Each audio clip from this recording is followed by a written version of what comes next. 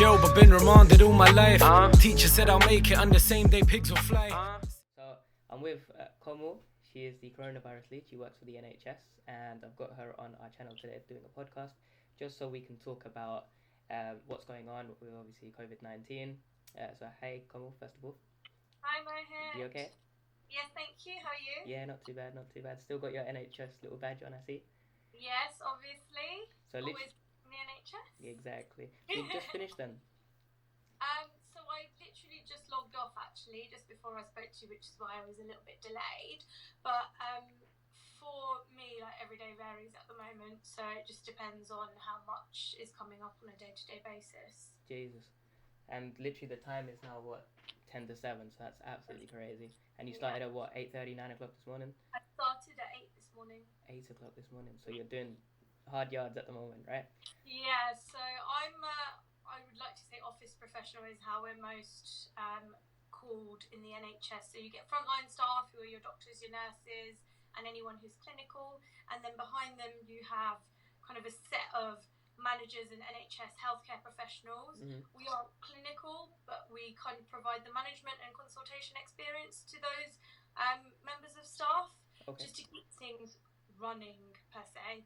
So at the moment, like you said, I'm doing probably the minimum of a 10-hour day on a day-to-day basis. That's no break, 10-hour day. And on the longest days that I've had are 13 or 14 hours so far.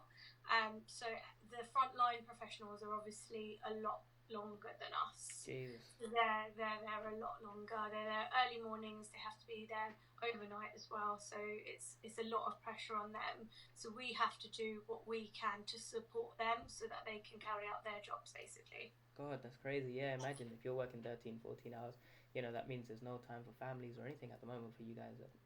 It's absolutely crazy.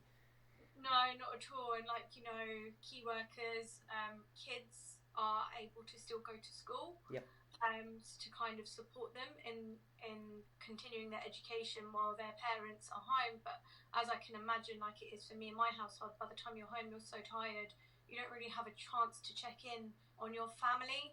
And I can imagine for the people with their kids, it must be really difficult because we're in a time of uncertainty.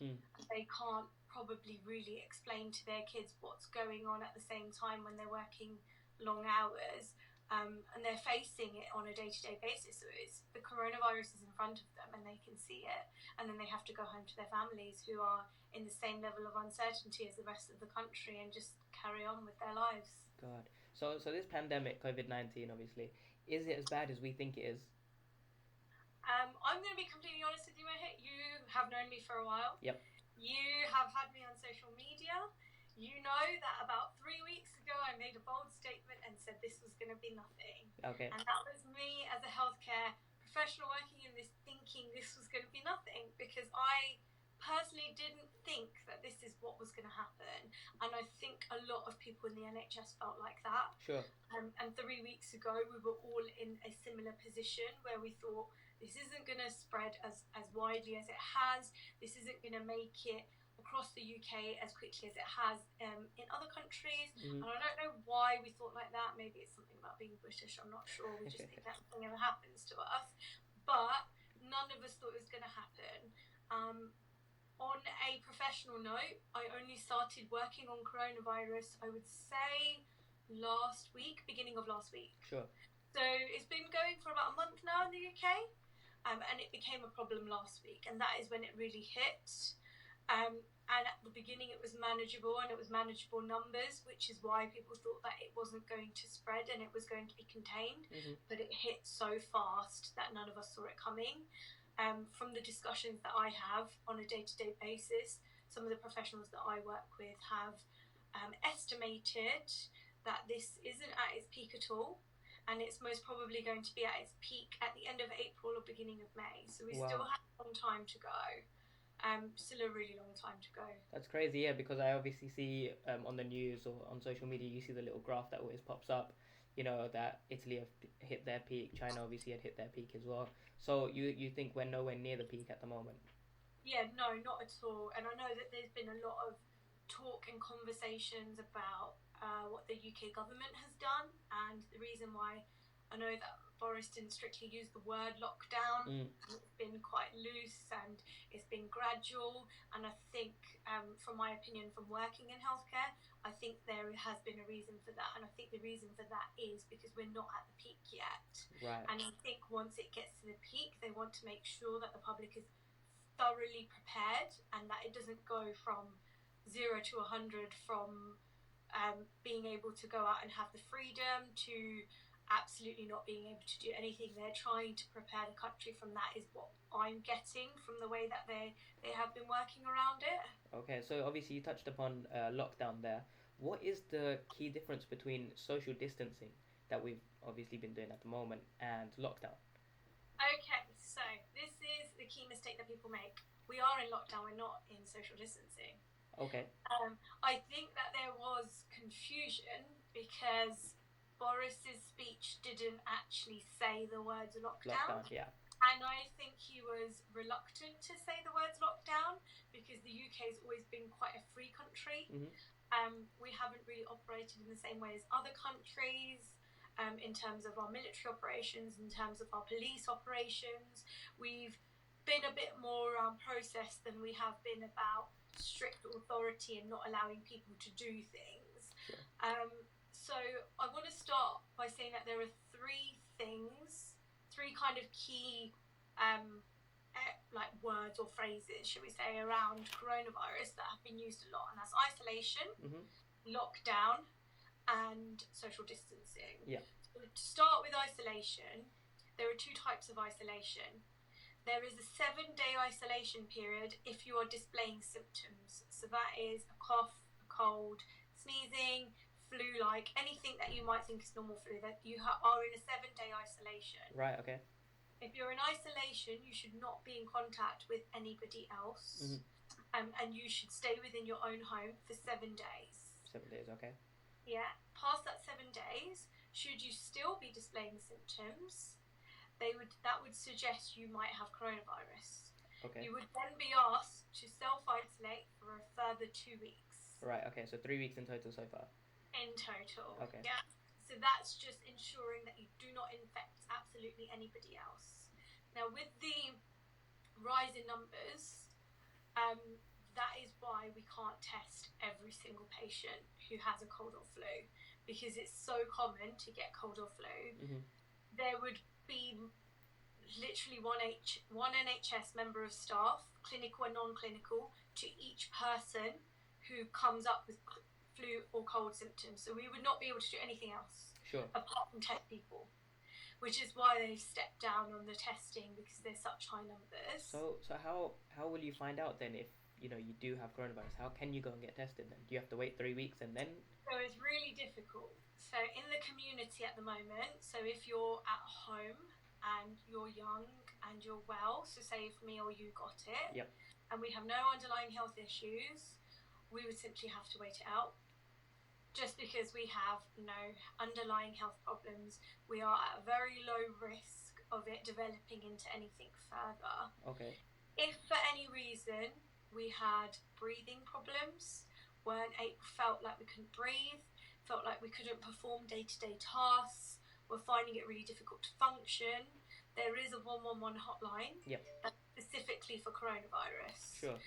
If you felt, even if it was you or me and we have no underlying health problems, that this was getting so bad that you cannot function, you would be advised to call the 111 hotline, and you would be triaged by a medical professional. The medical professional would then determine, based on your symptoms, whether they feel it's coronavirus or not. Okay. If they think it is and it's severe, then somebody would come out and test for you. If you're in a hospital, the chances of you getting swabbed are higher. Okay. Because you're in a hospital setting, you may be able to infect other patients. So the reason why we don't swab everybody is because the conversion rate of getting coronavirus is so low. Right, okay. So 10%, 10 to 15, I think it's gone down to 10 now, but originally in the UK, 15% of coronavirus swabs came back as positive. Oh, okay. 55% came back as negative. Of that 15%, 14% of those patients survived and continued their day-to-day activities 2 weeks after receiving the symptoms, which is why we've got the 2 weeks. Right, self-isolation. Mm-hmm. 1%, again, this varies. It's gone between 0.5% and 1.7% of people have died. Okay.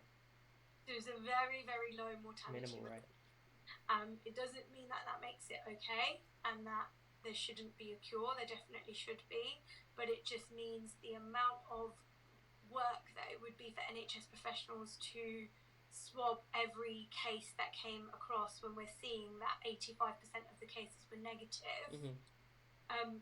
It just wasn't worth the resource that was going into it, because we've got a lack of resource anyway. And just, just to give you an indication of some of the people who were coming in to be swabbed, they were people who would literally say, somebody coughed on me in the supermarket, so I think I've got coronavirus. Okay. Somebody touched me and they had a cough, so I think I've got coronavirus. They displayed absolutely no symptoms, and they felt that they might have. Now, it doesn't mean that you can't get coronavirus without not having symptoms. You can. Okay. The chances of it being fatal to you are quite low if you don't have the symptoms. And it takes how long for the symptoms to kind of show? I've heard lots of kind of rumours that it takes 3 to 5 days for symptoms to show up. How do we know? Up to 2 weeks, actually. Really? Yeah. So at the moment, you can't really trace back to how you've got it. Yep. Which is why they decided to do this lockdown, because I think they feel the longer people are out of connection with one another, the longer we can determine if you're showing a symptom or not because of another person. Right. So if you've, say, in the past week, so the lockdown only started on Tuesday. Yes. If I asked you to name every single place you've been in the past 2 weeks, how many places would be on that list? Quite a few, considering I went to work, so. Yeah. So all those people that you've been in contact with, exactly. It's impossible to identify or track back where that coronavirus came from. Whereas if in 2 weeks' time you got coronavirus, you've obviously been isolating with your family members. Yep. It would be very easy to identify, and what would probably happen is they would probably swab your family to work out who has the coronavirus. Right, I see. And most probably, if somebody did have it, the whole family would get it. Sure. So it'd be easy to contain, and it would be easy to track, because it would go no further than that. Okay.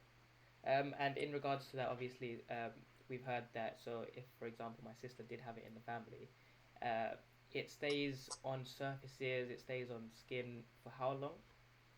I think it's 6 to 12 hours, depending on what the surface is. Okay. So I think it stays on metal for longer, I think somebody said to me, Mm-hmm. which is why there's a new plea out, obviously, to all your listeners. Feel free to sign up for the NHS volunteers to support with coronavirus. Yep. To wipe down handles in hospitals. Okay.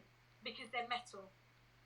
So it will contract the germ, and that's also why people say, obviously, to wipe down surfaces and door handles, etc. Whereas I believe, I'm not 100% sure, because obviously I'm not a scientist, so I'm not 100%, but I think it doesn't contract on wood, etc. So, for example, if I was sitting on a table like I was today at work, and somebody was on the same table as me, obviously 2 meters away, that doesn't mean that I would contract the coronavirus through the table, for example. Mm-hmm. There have been rumours about it being contracted via money. Okay. I'm not 100% that that's true. I don't think that it is. A lot of stores have now gone cashless, haven't they? So. Yeah, I think a lot of them have. But it is most likely to stick to clothing. Okay. And stick to hair. So, as you know, when I spoke with you earlier, as soon as I came home, the first thing I had to do, because I was out in a ward today, so the first thing I had to do as soon as I came home, before I even sat down, was shower, put my clothes in the wash, and wash my hair. My husband's not home, but obviously if he was to come home and I was to sit on something straight after work, Mm-hmm. he might be able to contract it from sitting in the same place. Jesus. So they say it's just safe because I'm wearing new clothes and I've washed my hair and my skin, etc., that it's less likely to be contracted that way. Okay. Wow. That is crazy. It doesn't seem as if, there are, of course, a lot of people saying, yeah, look how bad it is, but you've still got, a lot of the public saying, oh, it's not too bad, we're gonna go out, there's still a lot of people that are walking around freely, you know. So I went for a walk yesterday in Mhm. my local area, and there weren't many people out. We live in quite a small, quiet area, so there weren't many people out. There were little kids on bikes, Okay. and they were all keeping quite a bit of a distance. I can't say that I really saw many people out. The age category that I probably did see out were the teenagers and young adults. Sure. So that's kind of why I was happy that you asked me to do this, because I would say the young adults are probably your category, your age category, and I think a lot of them are still thinking that it can't be caught. I've seen people on Instagram going to see partners, going to see siblings, going to see their friends. They're saying, oh, because we're in each other's houses, it doesn't count. But the guidance is really strict and clear that if the person is not a member of your household, Mhm. and you're not isolating with them in this minimum 3-week period, then you can still contract it.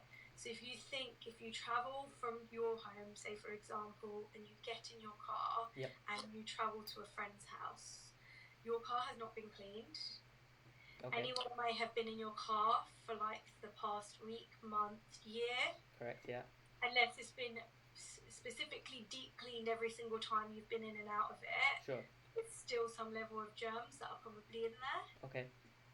So they can be contracted through you, and then you walk into your friend's house, Yep. for example.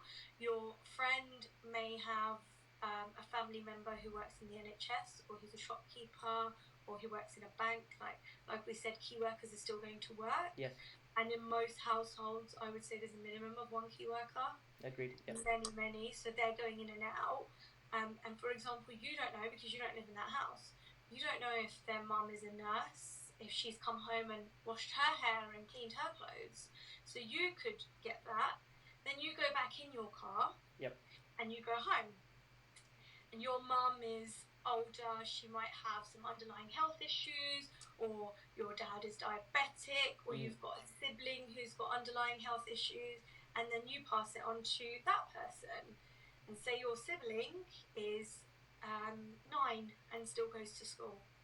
God, then it's gonna spread. It's one of those people who has been asked to carry on going to school. So then they will take it to school. Right, I see. So this is where people are not understanding that you can carry it even if you're going from house to house. A lot of people think it's only if you're going out, you know, when there's going to be a lot of people. It's difficult, and I think until a strict lockdown is announced, there's very little that the government can do to stop that from happening. I've heard in some countries, I think Iran, have soldiers from the army on every street, because it's quite a small area, and you have to sign a piece of paper as soon as you leave the house with your name on it and where you're going. They watch you to see if you go in your car by yourself. You're only allowed one person in the car. You're not allowed to take any family members with you. Okay. You're allowed to go to the supermarket and return, but they'll keep an eye on you, what time you came back, that you've signed back in on the piece of paper to say you've returned. You have a certain amount of times per week you're allowed to go. So, you know, I think the way that people are thinking about it, if they want to go down that route and have everything taken away from them, then they're going down the right route. Yeah. But if they want to have this sense of freedom that we've been given, and the only way that I can say it is Boris is treating us all like adults. These are the rules, and stick to them. And if you don't, it will be an or else. And I think the or else is still to come. So I was just reading before we came on here that one of the possibilities that the police are going to be enforced with their fine abilities from Thursday. Yeah.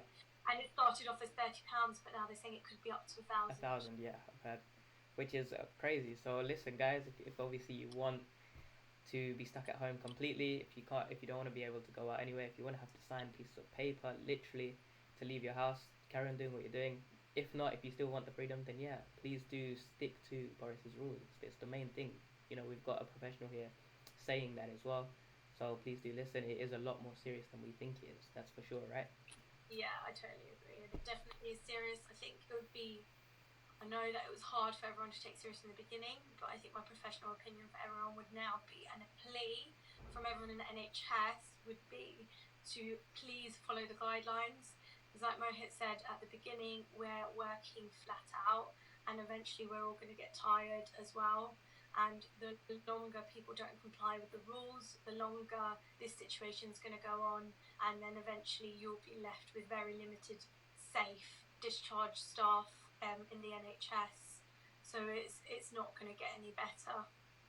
Got it. Okay. Yeah, we hear a lot of in the news, etc., that there are rumors about cures in other countries as well.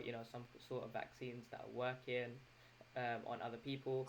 Is that literally just you? The doctors are trying everything that have done in the past. I think I heard somewhere where it was an Ebola vaccine, and they used that and it worked. Is that true? Well, I think if it was true, then by now it would be a widespread cure. Mm-hmm. I think there probably is an element of truth to it. Obviously, working in this field, we work quite closely with a lot of pharmacists and scientists and doctors, and everybody wants a cure. The problem is, I think in the past, when there have been pandemics, there have been countries who have been known to have a patent and not share it with others. So they wanted to keep it for themselves, which is why, obviously, every country is trying to test out their own version to see who can come up with one, because there isn't trust in this industry across the world on sharing best practice, even if you would think that that would be the humane thing to do. Yep. And unfortunately, it is money making industry, and a cure is going to be very expensive for any healthcare system to find, which is why everybody is looking for their own. So the one about Ebola, what I do understand is coronavirus isn't dissimilar to Ebola, and it has been compared in many situations. Okay. Which is why I think they decided to try the medication that was used for Ebola. Mm-hmm. I think if it was as simple as it was a straight use, it would be used by now. Yep. Agreed. I think the difficulty is you almost have to wait to test it on somebody who's no longer alive.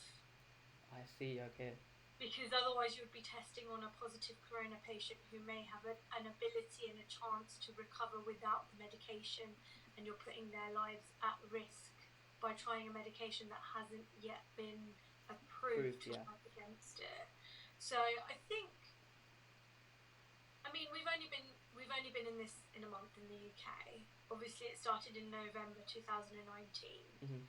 So we've had almost 5 months now. And I think people think it's easy to come up with a cure, but if it was, then we would already have had one. Yeah. And I think that they say that it can take up to a year to find a cure for things like this, because it takes so long. So it may even be by the time, so each country has a 3-month kind of period where they're going through a pandemic. Okay. So like we'll see China's coming out of theirs now, so their 3 months is kind of over. Mm-hmm. But it's actually been on for about 4.5 for them, so it's gone on longer than people had predicted. So by the time it's probably got to the next big country, which I'm guessing is probably the US, sure, because it's not widespread there, or India, by the time it's got to those countries, I think there will be a cure, and I hope there will be for those countries. Unfortunately, I think we were in the beginning part of the countries that got coronavirus, yeah, so sure. we will be the fortunate ones that managed to find a cure in that much time. God, it's crazy though, because they're massive countries, as you said, and for them not to have a cure, it's okay for us, I guess. With the NHS working as hard as they are, we can keep it to a minimum, I guess. But especially countries, there are so many rural areas in India as well. For them to even be able to kind of be on lockdown, it doesn't really help, because they are out and about on the streets every day. So hopefully we do find a cure soon, I guess. Yeah, it's a big country, and I'm sure that there is somewhere a very clever doctor or team of doctors that might be close to cracking it, but I don't think anyone's going to come out and announce it until they're 100% sure. So you just can't, in this field, you can't come out with something if you're not 100% that it's going to work on every patient. It can't be it will work on certain amounts of patients and not the others. It will have to work for everyone. Yeah, agreed. So I've been hearing a lot about, obviously, the new hospital, the temporary hospital that's going to be opening for 4,000 additional patients, I believe. Smiling. Yeah, you must be. Do you think that, obviously, that number doesn't sound a lot to myself? 4,000 patients. To you guys, is it a massive push? So that's 10 hospitals. Okay. Roughly 10 hospitals. Mm-hmm. Maybe a bit less. 10 hospitals. 4,000. Yeah. So each hospital, so I work with, so my day-to-day role before coronavirus was working on system resilience for the NHS. So it basically is testing the system when it's under pressure. Okay. So the reason I have a job is because the NHS is already under pressure. So that is my 9 to 5, not at the moment, but 9 to 5 role, and it has been. I've been doing this for about four years now, and I've been in this role particularly for 2.5 years now. I today was in a meeting which was just about testing the system and how the system can't cope anymore. Okay. So hence the resilience no longer exists. So therefore my job title very quickly changed to coronavirus lead. Sure. Because that's the next big thing. Yep. So that's what they need me working on, and it's part of what I already do is testing the system to make sure it works when we need it to work. So I work with 3 of the biggest hospitals in London. I work with North Middlesex, Royal Free and Barnet. Okay. I work very closely with some of the other hospitals, but those are the 3 main ones. And each of them probably has a bed base of, I would say, between 350 and 500 beds in each. So 4,000 is, you could say, 8 to 10 hospitals. Sure, okay. Big hospitals. And I think the other important thing to think about is, it might not seem like a lot, but I'm going to be very diplomatic here and explain the reason why our system is under so much pressure in the first place. Okay. In the past week, it was really easy to get people out of hospital who didn't need to be there, simply because they never needed to be there. Yep. People misuse the hospital system. They walk in with things that they don't necessarily need to walk in with. So the hospital is often filled with patients who don't need to be there. Okay. A lot of my job is working with the hospitals and working with the services in the community to look at how we can get the patients out of the hospital, but at the same time guarantee them that they're going to get the care that they think they need outside of the hospital. So if you think about it, hospital is a safe place. It's like going to your mum's house. Yeah. You know, if you're going to your mum's house, you're going to get fed, she's going to look after you, and you're going to feel safe. And that's what people feel like when they're in a hospital. But now the science in the NHS has expanded so much that you can get that same care in your own home, and people don't realise that. Okay. So you can have people come out into your house and look after you, make sure that you've got the right medication, the right care, that you get physiotherapy support if you need it and you can't walk after an operation, but at home. And the way I see it, it's like when everyone got excited about being told that they can work from home from coronavirus, it's kind of like you're doing what you're meant to be doing, but you're watching Netflix at the same time. Yes. So it's kind of like, why would you not want that option? And I think it's just a cultural thing that everyone sees the hospital as the best place for them. Yeah. And it isn't always. So building 10 extra hospitals for coronavirus patients, I think, is probably going to be a good thing, because it means that the NHS can still carry on to support, you know, the pregnant people, the maternity wards, because those things have to carry on whether coronavirus happens or not.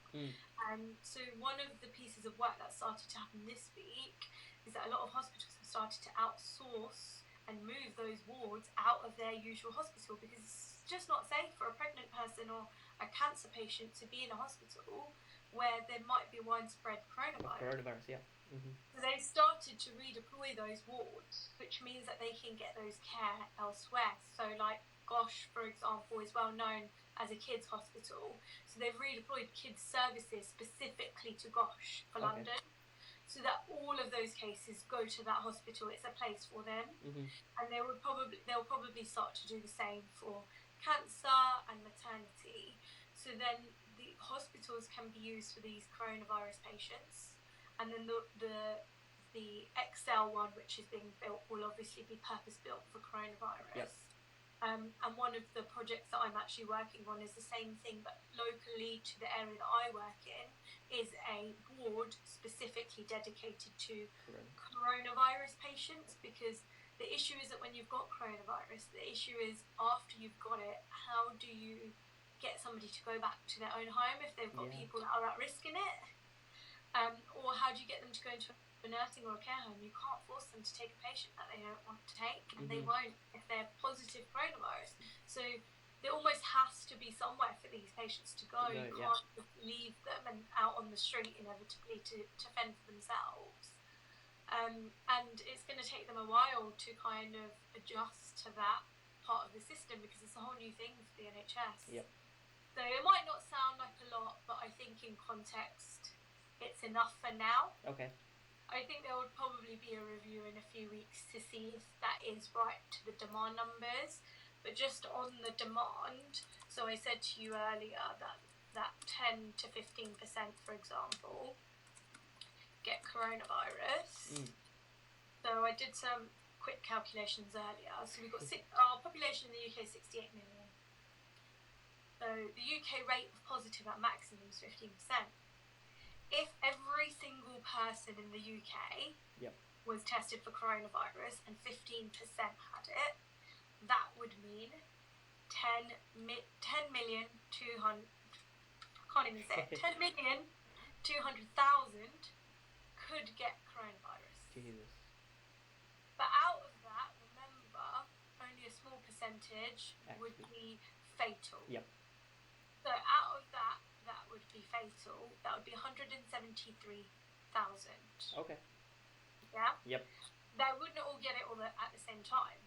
Agreed. So if you think about all the hospitals we already have, plus the 4,000 beds we've created, there should be enough capacity if every single person was to get it. That we would be able to handle it in the system. But it's also remembering the big number that 58 million people in the UK will not get coronavirus, would not be affected by the symptoms. Okay. No, fair enough. No, that's good. It's good to know that, you know, there is extra support now out there as well. But yeah, I guess the main way for everyone to look after themselves is obviously, you know, washing their hands, not going out, making sure that, you know, you're not wasting NHS's time as well. Give the 111 number a call first instead of just driving up to a hospital. Yeah. Just even if you're thinking you've got some sort of symptoms, right? So, you know, don't. And that's the key thing, is if you have got symptoms, the absolute worst place for you to go is a hospital. Because there's so many vulnerable patients there, and if you did have it and you were young and healthy and you were feeling okay, then always call the 111 coronavirus line first. I think there's also an online dedicated support for it, so you can do like a message and they work it out based on symptoms. But the symptoms generally of coronavirus is very hard difficulty breathing, which is why it's quite bad for patients who have got respiratory and heart problems. Okay. Because it will affect them more, and it kind of clogs up in a way you're breathing to a point where you can't speak much. And that's quite severe in a coronavirus case. So anyone who had that, they would automatically be dealt with by the NHS, and they shouldn't feel like that the NHS wouldn't help them if they did have real symptoms that were clearly life-threatening. Okay. So it is always worth asking. Like you said, carry on washing your hands, as funny as that sounds. The happy birthday song, right? Singing happy birthday. If you are going to the shops, because we are obviously allowed to go for essential items, and you're coming back into the house, you should be following the same protocol as absolutely everyone else who leaves the house to do essential work. So you should be showering, you should be washing your hair, you should be changing your clothes. So don't forget to do that, because that's a massive thing as well. Okay. By any absolute means, do not think it's okay to go to somebody else's house, because it's not. So you can't go and have a little house party or anything like that, no? No, just stick to the house that everyone knows. Yeah, no, that's true. What some people are doing are, say, for example, if you're a couple and you don't live together, people are self-isolating in their couples, because we don't know how long this is going to go on for. Yeah, it's true. So some people are. So I've got work colleagues, for example, whose partners are staying with them now, or they're staying with their partners because it's better for them, because it can get lonely. You can be by yourself. Yeah. And if you're by yourself and you're not seeing your friends or your partner, then it can get a bit much for people. So you can do that. That's absolutely fine. Or if you've got a family member who's elderly, for example, and you have another family member who's elderly, they can isolate together. Yeah, it's true. They can And look after each other, can't they? So. yeah, they can look after each other, and it just means that they have company for one another. So I'm unfortunate in my personal circumstances that my parental household has 3 people living in it, and all 3 of them are at risk. Okay. So they don't have anybody else in there that's not at risk, and both me and my sister are key workers, so we can't be in and out of that household even if we wanted to. So we've had to take strict measures where we have to do the food shopping and leave it outside their households and FaceTime them, and obviously it's upsetting and it feels weird because I live like 60 miles away from my parents to leave shopping outside the house and like wave at them through the window and not be able to go in and see if they're okay. But at the end of it, what I go away thinking is at least I know that they're okay in there together. Exactly. Rather than me giving them something and they're not okay in the long run. I just don't want to take that risk. Yeah, it's that risk, isn't it? Exactly. Yeah. No, fair enough. I guess, we're well built in the 21st century, aren't we? So we've got all the FaceTimes, we've got Netflix, we've got everything that you guys need to kind of sit at home and do nothing, And I think at the beginning of it, everyone was like, I can't wait to be able to work from home, 3 weeks of not doing anything. Now that it's come to it, everyone's like, I want to go and do something. It's crazy. What if you're working a normal 9 to 5, Monday to Friday, you hate it. So, for it to be now a little mini holiday for you guys, enjoy it, I guess, right? I'd say definitely enjoy it because some of us are working twice or triple hard. Exactly. And we've had to, for example, most people in the NHS who are working at the moment, we've all not had to, but a lot of us have chosen to cancel our annual leave. Wow. Just so that we can support and just take it after coronavirus, whenever that may be. So, if you can, enjoy the time that you've got at home with loved ones and do things a little bit differently. Think outside the box. Like Mohit said, we live in a century of tech. Yep. So use that tech to your advantage. We use our tech every single day when we're sitting in front of people, so why can't we use it if we're not in front of them? No, I agreed. If you don't want to use tech, get your Monopoly boards out, get your Pluto boards out, and just, get the whole family involved, I guess. So. Yeah, exactly. Yeah, exactly. Okay, so last question in regards to the NHS and coronavirus. What do you think? When are we going to finish? Are we going to be okay? Is the UK going to be okay? I think we're going to be fine. Yeah. And maybe that's me being optimistic because I have been throughout this whole period, but have to be because this is what I do. So I think we'll be fine. Looking at the other countries that are slightly ahead of us, China, for example, coming out of there, yep. Major country, first country to have to deal with it, they were fine. And I think each country is going to get learning from the next and the next and the next. Sure. Like you said, India has got very few cases, but they've gone straight into lockdown. Indeed, and they've gone into a strict lockdown as well. Because they're learning from looking around the country, around the world, and saying, you know what, these countries left it too late, so if we do it now, it's done. Sure. I personally think it's going to follow the same pattern as China. So I think it's going to take us a full 4 to 4.5 months before we recover. I think we are probably in this for a while. My thought is we'll probably be back to normality. Not even normality, but being able to go out and about in summer, which is great because we're British and that's what we wait for most of the time anyway. Exactly. So, just start planning your summer really, guys. Yeah, look at that. So if you've got any, holiday preparations, do them. But, July, August, September, that way, right? Yeah, I think by June, I'm hoping. Okay. We would hopefully be out of it. I'm hoping that's the case. But from what I'm hearing from, a lot of the doctors and the clinicians at work who've worked on similar things or who have been involved in the stuff that's happened across the world, like SARS was quite similar to this, I think, and although it didn't have a massive impact in the UK that I know of, a lot of the clinicians that work in our hospitals aren't from the UK. They're from different countries and have worked on pandemics before, and most of them say it's a 3-month run, but this is the first time it's been a longer run, so it could be anything from 3 months up to 5, I would say, at max.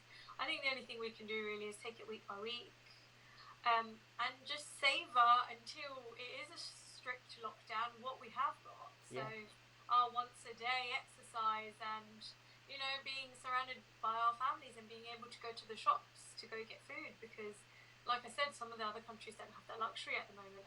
And I think we will eventually get there when it gets to the peak where we won't be able to do things that we really want to do. The quicker we start complying to this, the quicker it could be over. Maybe we could deal with it in 3 months rather than 5. No, fair enough. Thank you ever so much for all your kind of insight in regards to the COVID-19. And thank you, obviously you're an NHS worker, for working double, triple hard while we're sitting at home not doing much.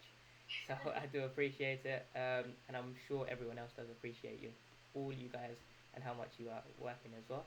I just wanted to say as well, Komal's not only an NHS worker, she also has her own beauty business, I believe, makeup business.